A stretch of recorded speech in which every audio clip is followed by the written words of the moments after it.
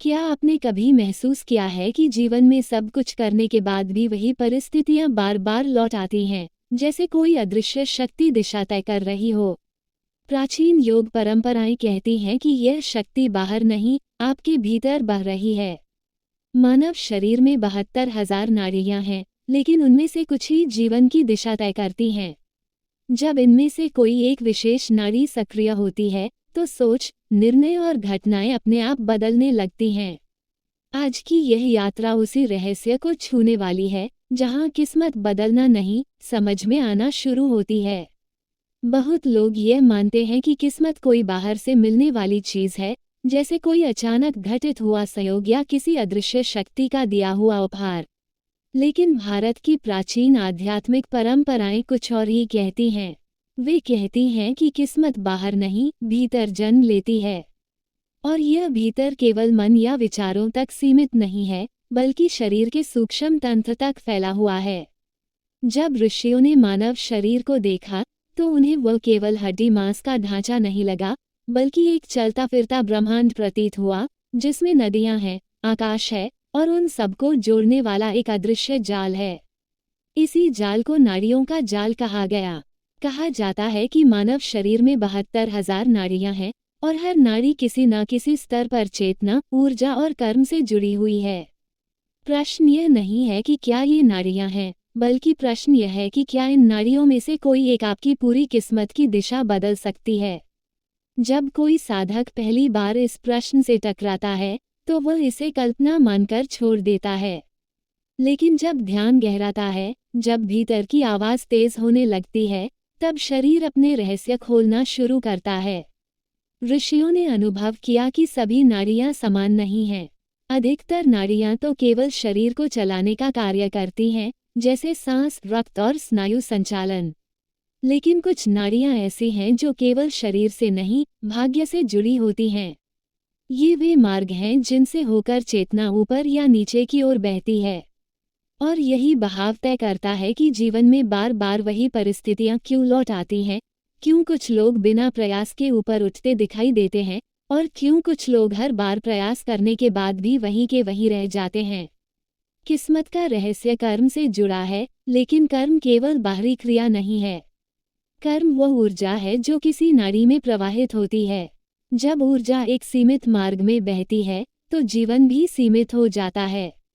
लेकिन जब वही ऊर्जा किसी विशेष नाड़ी में प्रवेश कर जाती है, तो जीवन की दिशा बदलने लगती है। यही कारण है कि प्राचीन ग्रंथों में कहा गया है कि जब किसी मनुष्य की आंतरिक धारा बदलती है, तब उसके बाहरी संसार में भी परिवर्तन अपने आप घटित होने लगता है। वो व्यक्ति वही रहता है, उसके हालात वही रहते हैं, लेकिन घटनाएं उसके पक्ष में मुड़ने लगती हैं। लोग इसे भाग्य परिवर्तन कहते हैं, पर वास्तव में यह नाड़ी परिवर्तन होता है। 72,000 नाड़ियों की बात जब की जाती है, तो अधिकतर लोग इसे संख्या का खेल समझते हैं। लेकिन ये संख्या प्रतीकात्मक भी है और वैज्ञानिक भी। प्रतीकात्मक इसलिए कि ये दर्शाती है कि शरीर में असंख्य मार्ग हैं, और वैज्ञानिक इसलिए कि योगशास्त्र ने इन्हें अनुभव के आधार पर पहचाना। इन नाड़ियों में से 3 को मुख्य कहा गया है, लेकिन ये कहना कि केवल 3 ही महत्वपूर्ण हैं, सत्य का आधा हिस्सा है। वास्तव में ये 3 नाड़ियां बाकी सभी नाड़ियों की दिशा तय करती हैं। जैसे किसी नदी की मुख्य धारा अगर बदल जाए, तो उसकी सहायक नदियां भी अपना रास्ता बदल लेती हैं। उसी तरह अगर शरीर की केंद्रीय नाड़ी में ऊर्जा का प्रवाह बदल जाए, तो जीवन की सहायक परिस्थितियां भी बदलने लगती हैं। बहुत कम लोग जानते हैं कि किस्मत केवल भविष्य नहीं है, वो वर्तमान में बह रही ऊर्जा का परिणाम है। अगर आपकी ऊर्जा नीचे की ओर बह रही है, तो जीवन में भारीपन, भय, संघर्ष और दोहराव आता है। अगर वही ऊर्जा ऊपर की ओर बहने लगे, तो स्पष्टता, साहस और अवसर स्वयं आने लगते हैं। इस बहाव को कोई बाहर से बदल नहीं सकता। कोई ताबीज, कोई मंत्र तब तक काम नहीं करता जब तक ऊर्जा की दिशा भीतर से न बदले। यही कारण है कि कई लोग पूजा पाठ करते रहते हैं, लेकिन जीवन में वही समस्याएं लौट लौट कर आती हैं। पूजा शब्दों की होती है, लेकिन नाड़ी मौन में बदलती है। ऋषियों ने बताया कि नाड़ियों का जागरण अचानक नहीं होता, यह एक प्रक्रिया है। लेकिन कभी कभी जीवन में ऐसा क्षण आता है जब कोई एक नाड़ी अचानक सक्रिय हो जाती है। उस क्षण के बाद व्यक्ति वही नहीं रहता। उसकी सोच, उसकी प्रतिक्रियाएं, यहाँ तक कि उसके सपने भी बदल जाते हैं। लोग बाहर से कहते हैं कि इसकी किस्मत बदल गई, पर भीतर से साधक जानता है कि उसकी आंतरिक धारा बदल गई है। यही कारण है कि कुछ लोग कठिनाइयों में भी शांत रहते हैं और कुछ लोग सुख में भी अशांत रहते हैं। फर्क परिस्थितियों का नहीं, नाड़ी प्रवाह का होता है। एक रहस्यमय तथ्य ये भी है कि सभी मनुष्यों में ये 72,000 नाड़ियां समान रूप से सक्रिय नहीं होती। अधिकतर लोगों में केवल कुछ हजार नाड़ियां ही जीवन भर काम करती रहती हैं। शेष नाड़ियां सुप्त अवस्था में रहती हैं, जैसे बीज जो कभी अंकुरित ही नहीं हुए। जब कोई व्यक्ति आत्मचिंतन, ध्यान या साधना की ओर मुड़ता है, तब धीरे धीरे कुछ नई नाड़ियां जागने लगती हैं। हर नाड़ी का जागना जीवन में एक नया दृष्टिकोण लाता है, लेकिन उनमें से एक ऐसी नाड़ी भी है जिसके जागरण को प्राचीन ग्रंथों में जीवन परिवर्तन की कुंजी कहा गया है। ये नाड़ी कोई जादुई स्विच नहीं है जिसे दबाते ही सब बदल जाए, बल्कि ये चेतना का वह मार्ग है जहां से होकर व्यक्ति अपने पुराने कर्मों के बंधन से बाहर निकलना शुरू करता है। जब तक ये नाड़ी सुप्त रहती है, तब तक मनुष्य कर्म के चक्र में घूमता रहता है। वही डर, वही इच्छाएं, वही रिश्तों के पैटर्न। लेकिन जैसे ही यह नाड़ी सक्रिय होती है, व्यक्ति पहली बार अपने जीवन को बाहर से देखने लगता है। वह घटनाओं में डूबता नहीं, बल्कि उन्हें समझने लगता है, और यहीं से किस्मत का अर्थ बदल जाता है। किस्मत अब घटनाओं का खेल नहीं रहती, बल्कि जागरूकता का परिणाम बन जाती है। बहुत से लोग पूछते हैं कि क्या ये नाड़ी किसी विशेष व्यक्ति में ही जागती है? क्या ये किसी चुने हुए व्यक्ति के लिए आरक्षित है? ऋषियों का उत्तर बड़ा सीधा था, ये नाड़ी हर मनुष्य में है, लेकिन हर मनुष्य इसके लिए तैयार नहीं होता। जैसे सूरज सब पर एक सा चमकता है, लेकिन हर कोई उसकी रोशनी को देखने के लिए आंखें नहीं खोलता। तैयार होने का अर्थ है अपने भीतर की असत्य धारणाओं को छोड़ना, अपने भय को देख पाना और अपने कर्मों की जिम्मेदारी लेना। जब ये तैयारी पूरी होती है, तब नाड़ी स्वयं प्रतिक्रिया देती है। कोई बाहरी प्रयास उसे जबरन नहीं जगा सकता। इसलिए प्रश्न यह नहीं होना चाहिए कि 72,000 नाड़ियों में से कौन सी नाड़ी आपकी किस्मत बदल सकती है। असली प्रश्न यह है कि क्या आप उस नाड़ी के जागरण के लिए तैयार हैं? क्योंकि जिस दिन वह जागती है, उस दिन आप अपने जीवन को किसी और के भरोसे नहीं छोड़ पाते। उस दिन से आप पीड़ित नहीं रहते, बल्कि साक्षी बन जाते हैं। और साक्षी बनने के बाद किस्मत नाम की कोई चीज आपको बांध नहीं सकती। ये तो केवल शुरुआत है। अभी हमने नाड़ियों के रहस्य का द्वार ही खोला है। आगे ये समझना बाकी है कि वो कौन सी अवस्था है जहां एक नाड़ी पूरे जीवन की दिशा मोड़ देती है, उसके जागरण के संकेत क्या होते हैं, और क्यों 90% लोग उसके बिल्कुल पास पहुंचकर भी उसे पहचान नहीं पाते। यही सब हम अगले भाग में और गहराई से समझेंगे। जब किसी साधक के भीतर पहली बार यह समझ उतरती है कि उसका जीवन बाहरी परिस्थितियों से नहीं बल्कि भीतर बह रही ऊर्जा से संचालित हो रहा है, तब एक अजीब सी बेचैनी जन्म लेती है। ये बेचैनी दुख की नहीं होती, बल्कि एक गहरे सत्य को छू लेने के बाद उठने वाली हलचल होती है। व्यक्ति वही रहता है, घर वही होता है, लोग वही होते हैं, लेकिन भीतर कुछ खिसक चुका होता है। यही वो बिंदु है जहां नाड़ियों का विषय केवल ज्ञान नहीं रहता, अनुभव बनने लगता है। 72,000 नाड़ियों का जाल अब शरीर का नक्शा नहीं लगता, बल्कि एक जीवित तंत्र प्रतीत होता है जो हर पल आपके विचारों, भावनाओं और कर्मों के अनुसार स्वयं को ढाल रहा है। ऋषियों ने कहा था कि जब तक मनुष्य अपने जीवन को केवल घटनाओं के रूप में देखता है, तब तक वह नाड़ियों की भाषा नहीं समझ सकता। क्योंकि नाड़ियां घटनाओं से नहीं, प्रतिक्रियाओं से जुड़ी होती हैं। एक ही घटना दो लोगों के जीवन में अलग अलग परिणाम लाती है। किसी के लिए वही घटना पतन बन जाती है, किसी के लिए वही घटना जागरण का द्वार खोल देती है। अंतर उस नाड़ी प्रवाह का होता है जो उस क्षण सक्रिय होता है। जिस व्यक्ति में ऊर्जा नीचे की ओर बह रही होती है, वह घटना को बोझ बना लेता है। और जिसमें ऊर्जा ऊपर की ओर उठ रही होती है, वह घटना को सीख बना लेता है। यहीं से किस्मत का भ्रम टूटना शुरू होता है। बहुत कम लोग जानते हैं कि नारियों पर सबसे गहरा प्रभाव विचारों का नहीं, भावनाओं का होता है। विचार तो आते जाते रहते हैं, लेकिन भावनाएं नाड़ियों में छाप छोड़ जाती हैं। भय, अपराधबोध, क्रोध और असुरक्षा जैसी भावनाएं कुछ विशेष नाड़ियों को संकुचित कर देती हैं। जब ये नाड़ियां सिकुड़ जाती हैं, तो ऊर्जा का प्रवाह बाधित हो जाता है। यही बाधा जीवन में रुकावट बनकर दिखाई देती है। बार बार प्रयास करने के बाद भी परिणाम न मिलना, संबंधों में एक ही तरह की समस्याओं का दोहराव या बिना कारण थकान महसूस होना, ये सब संकेत हैं कि कुछ नाड़ियां अवरुद्ध हैं। लेकिन समाज ने हमें सिखाया है कि हर समस्या का समाधान बाहर खोजो, इसलिए हम भीतर के इन संकेतों को अनदेखा कर देते हैं। जब कोई साधक ध्यान में गहराई से उतरता है, तो कभी कभी उसे शरीर में अजीब संवेदनाएं महसूस होती हैं। कहीं गर्मी, कहीं ठंडक, कहीं हल्का कंपन, कहीं अचानक शून्यता का अनुभव। ये सब कल्पनाएं नहीं होती। ये वे क्षण होते हैं जब कोई सुप्त नाड़ी पहली बार हल्की सी प्रतिक्रिया देती है। लेकिन अधिकतर लोग इन अनुभवों से डर जाते हैं या उन्हें अनदेखा कर देते हैं। भय के कारण ऊर्जा फिर उसी पुरानी नाड़ी में लौट जाती है और अवसर चूक जाता है। इसलिए ग्रंथों में कहा गया है कि जागरण से पहले साहस की परीक्षा होती है। क्योंकि नाड़ी का जागना केवल शक्ति का अनुभव नहीं है, वह पुराने व्यक्तित्व का टूटना भी है। एक गहरा सत्य ये भी है कि कोई भी नाड़ी अकेले नहीं जागती। जब कोई विशेष नाड़ी सक्रिय होने लगती है, तो उससे जुड़ी कई सूक्ष्म नाड़ियां भी हलचल में आ जाती हैं। इसका प्रभाव व्यक्ति के व्यवहार में साफ दिखने लगता है। उसे अचानक कुछ बातें असहनीय लगने लगती हैं जो पहले सामान्य थीं। कुछ रिश्ते, कुछ आदतें, कुछ लक्ष्य जो कभी बहुत महत्वपूर्ण लगते थे, अब अर्थहीन लगने लगते हैं। बाहर से देखने वाले इसे भ्रम या अहंकार समझते हैं, लेकिन भीतर यह एक पुनर्संयोजन की प्रक्रिया होती है।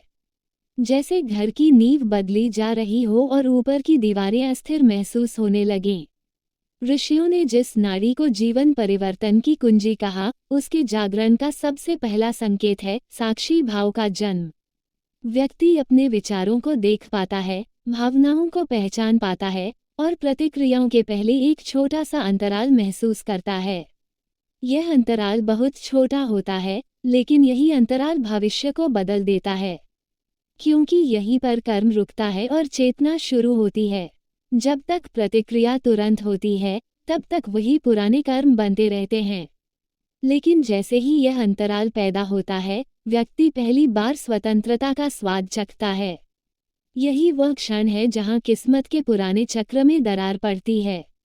बहुत से साधक ये पूछते हैं कि क्या ये जागरण स्थायी होता है या अस्थायी। सत्य यह है कि शुरुआत में ये झलक की तरह आता है, कुछ क्षणों के लिए, कुछ दिनों के लिए, और फिर चला जाता है। ये जाना असफलता नहीं है, ये प्रकृति की एक परीक्षा है। अगर व्यक्ति उस अनुभव को पकड़ने की कोशिश करता है, उसे दोहराने की जिद करता है, तो नाड़ी फिर से संकुचित हो जाती है। लेकिन अगर वह उसे आने जाने देता है, तो धीरे धीरे वही अनुभव स्थायी अवस्था में बदलने लगता है। यही कारण है कि सच्चे साधक अनुभवों की बात कम करते हैं और स्थिरता की बात ज्यादा करते हैं। इस पूरी प्रक्रिया में सबसे बड़ा भ्रम ये होता है कि लोग सोचते हैं कि नाड़ी का जागरण उन्हें विशेष बना देगा, जबकि वास्तविकता इसके उलट है। जैसे जैसे वह नाड़ी सक्रिय होती है, व्यक्ति का विशेष होने का भाव गलने लगता है। वह स्वयं को ब्रह्मांड से अलग नहीं, उसका हिस्सा महसूस करने लगता है। यही वह बिंदु है जहां अहंकार कमजोर पड़ता है और करुणा जन्म लेती है। और करुणा कोई नैतिक शिक्षा नहीं होती, वह ऊर्जा की स्वाभाविक अवस्था होती है। जब नाड़ियां संतुलित होती हैं, तब करुणा अपने आप बहने लगती है। एक और सूक्ष्म संकेत है समय के साथ संबंध का बदलना। पहले व्यक्ति समय से लड़ता है, जल्दी करता है, पछताता है, भविष्य की चिंता करता है। लेकिन जैसे ही वह नाड़ी सक्रिय होती है, समय उसके लिए शत्रु नहीं रहता। वह वर्तमान में अधिक सहज महसूस करने लगता है। ये सहजता बाहर से आलस्य लग सकती है, लेकिन भीतर यह गहरी सजगता होती है। यही सजगता व्यक्ति को सही समय पर सही निर्णय लेने में सक्षम बनाती है। लोग इसे सौभाग्य कहते हैं, लेकिन वास्तव में ये सजग नारी का परिणाम होता है। ये समझना भी आवश्यक है कि यह नारी किसी एक धर्म, पंथ या साधना पद्धति की बबौती नहीं है। हर परंपरा ने इसे अलग नाम दिया है, अलग प्रतीकों में समझाया है, लेकिन अनुभव एक ही है। जो लोग नामों में उलझ जाते हैं, वे अनुभव से दूर रह जाते हैं। और जो अनुभव को महत्व देते हैं, उनके लिए नाम अप्रासंगिक हो जाते हैं। इसलिए ऋषियों ने चेतावनी दी थी कि नारियों का ज्ञान केवल बौद्धिक न बने, क्योंकि बौद्धिक ज्ञान अहंकार बढ़ाता है, जबकि नारी का अनुभव अहंकार को भूल देता है। अब प्रश्न यह उठता है कि अगर यह सब इतना स्वाभाविक है, तो फिर अधिकतर लोग इसे क्यों नहीं जी पाते?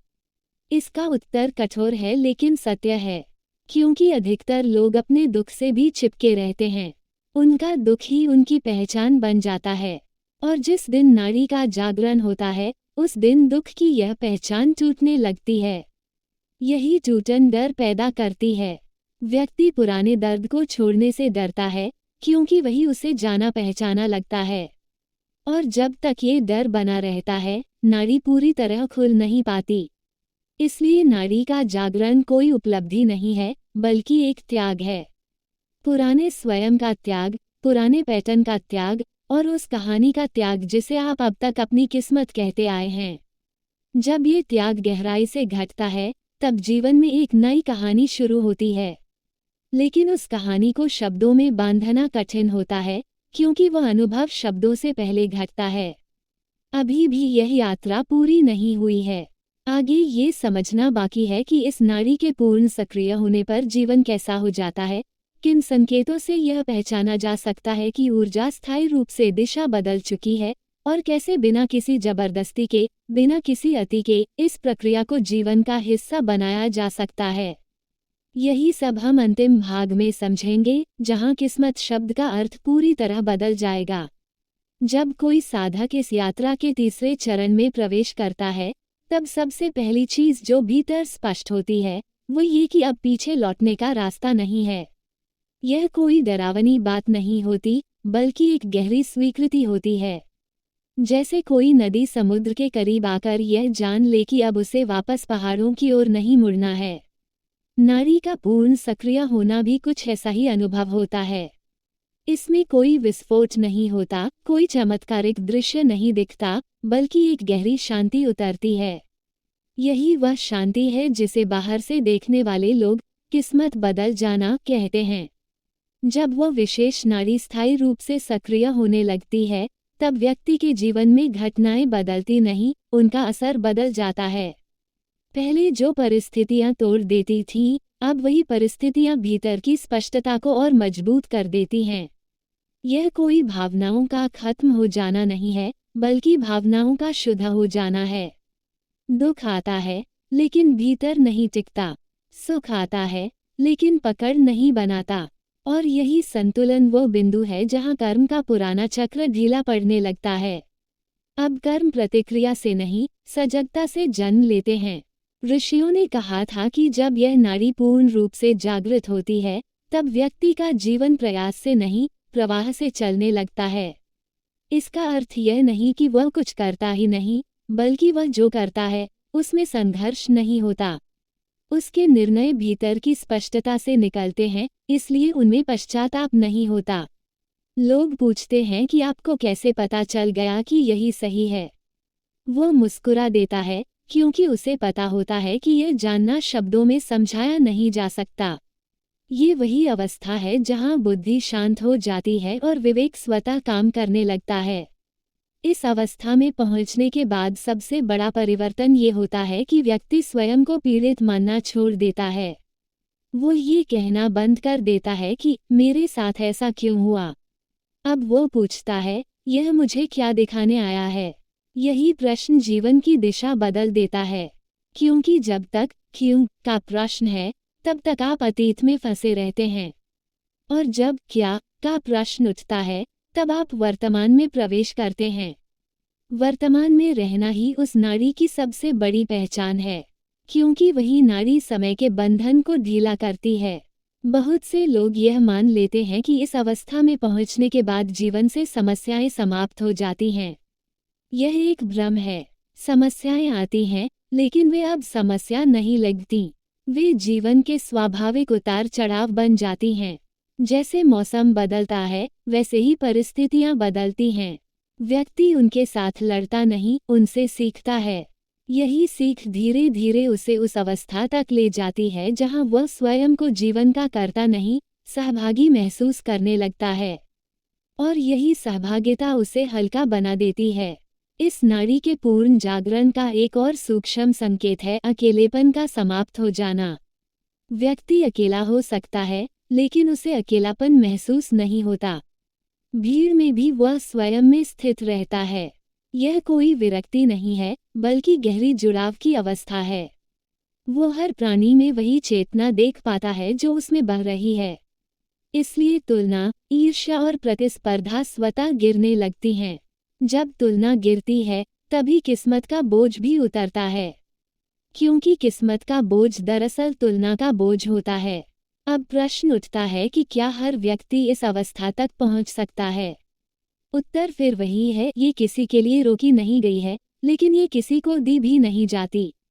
ये घटती है जब जीवन की मार से थककर व्यक्ति बाहर देखना छोड़ देता है और भीतर झांकना शुरू करता है, तब ये प्रक्रिया स्वयं गति पकड़ लेती है। इसमें न कोई जल्दी काम आती है, न कोई जोर। जोर लगाने से नाड़ी सिकुड़ती है और सहजता से वह खुलती है। यही कारण है कि सच्ची साधना में दिखावा नहीं होता। जब यह नाड़ी पूरी तरह जीवन का हिस्सा बन जाती है, तब व्यक्ति के लिए मृत्यु का अर्थ भी बदल जाता है। मृत्यु अब अंत नहीं लगती, बल्कि एक परिवर्तन लगती है। जैसे पुराने कपड़े उतरते हैं और नए पहन लिए जाते हैं। ये समझ डर को जड़ से काट देती है। और जिस दिन डर कटता है, उस दिन किस्मत नाम की चीज भी अपना महत्व खो देती है। क्योंकि किस्मत डर से ही चलती है। डर की क्या होगा, डर की अगर ऐसा न हुआ तो। लेकिन जहाँ डर नहीं, वहाँ किस्मत का खेल भी नहीं। अंततः ये समझ स्पष्ट हो जाती है कि 72,000 नाड़ियों में से कोई एक नाड़ी आपकी किस्मत नहीं बदलती। वह आपकी किस्मत की परिभाषा बदल देती है। किस्मत अब घटनाओं की श्रृंखला नहीं रहती, बल्कि आपकी जागरूकता का प्रतिबिंब बन जाती है। जो आप भीतर हैं, वही बाहर दिखाई देता है। और जब भीतर शांति है, तो बाहर का संसार भी उसी रंग में रंगने लगता है। यही वो बिंदु है जहां साधक और संसार के बीच की दीवार गिर जाती है। वह जीवन से भागता नहीं, उसमें पूरी तरह उतर जाता है। लेकिन अब डूबता नहीं, तैरता है। यही तैरना वास्तविक स्वतंत्रता है। और यही स्वतंत्रता उस नाड़ी का अंतिम उपहार है, जिसे शब्दों में किस्मत बदल जाना कहा जाता है, लेकिन अनुभव में ये स्वयं से मिल जाना होता है। और अंत में यही सत्य सामने आता है कि किस्मत कोई बाहर से लिखी हुई रेखा नहीं है, बल्कि भीतर बह रही चेतना की दिशा है। जब नाड़ियों का प्रवाह चेतन से चेतन की ओर मुड़ता है, तब जीवन अपने आप बदलने लगता है। तब न संघर्ष बचता है, न शिकायत, केवल समझ रह जाती है। जो भीतर स्पष्ट हो जाता है, वही बाहर सरल हो जाता है। अगर यह यात्रा आपको अपने भीतर झांकने के लिए प्रेरित कर पाई हो, तो समझिए कि नाड़ी ने दस्तक दे दी है। अब निर्णय आपका है, पुरानी किस्मत में लौटना है या जागरूकता की नई राह चुननी है।